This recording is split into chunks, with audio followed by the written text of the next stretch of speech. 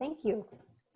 So I would like to introduce Amina Grant, who worked with us at the City of Concord, New Hampshire, on developing our first ever official greenhouse gas emissions inventory.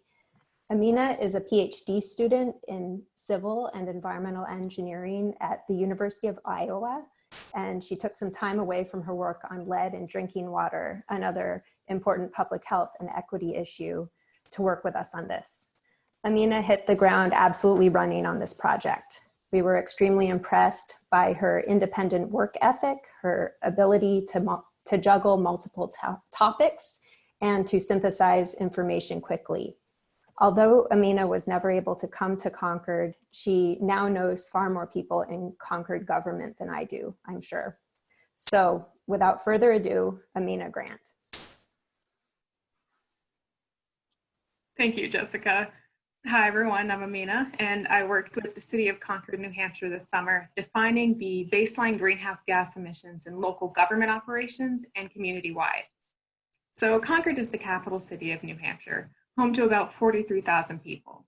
The city has made great strides in the fight against climate change, from improved energy efficiency in local government operations to adopting a community-wide 100% renewable energy goal that consists of renewably sourced electricity by 2030, renewably sourced thermal energy by 2050, and clean transportation by 2050. The greenhouse gas accounting that I did this summer will help Concord identify and prioritize emissions reduction strategies in some areas over others, engaging with community stakeholders in reducing emissions and measuring progress towards their energy goals. Next slide, please.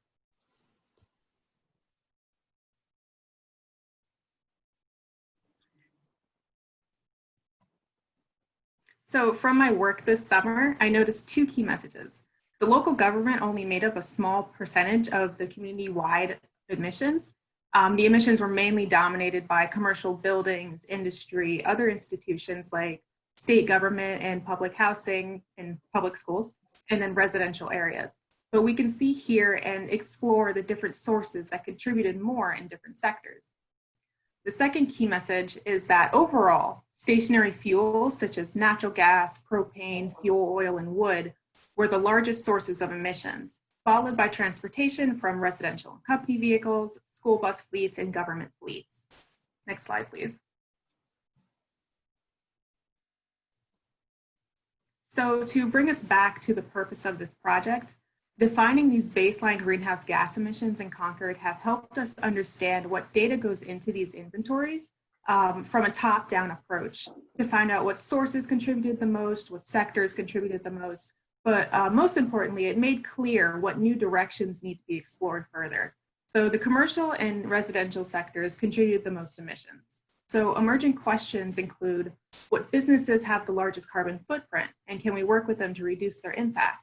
What products and services do households consume, and what unsustainable practices occur in Concord households? Can we address them and move towards more sustainable ones? This will move our community-wide inventory towards a bottom-up approach, inviting input from the community instead, and ultimately working towards Concord's 100% renewable energy goal.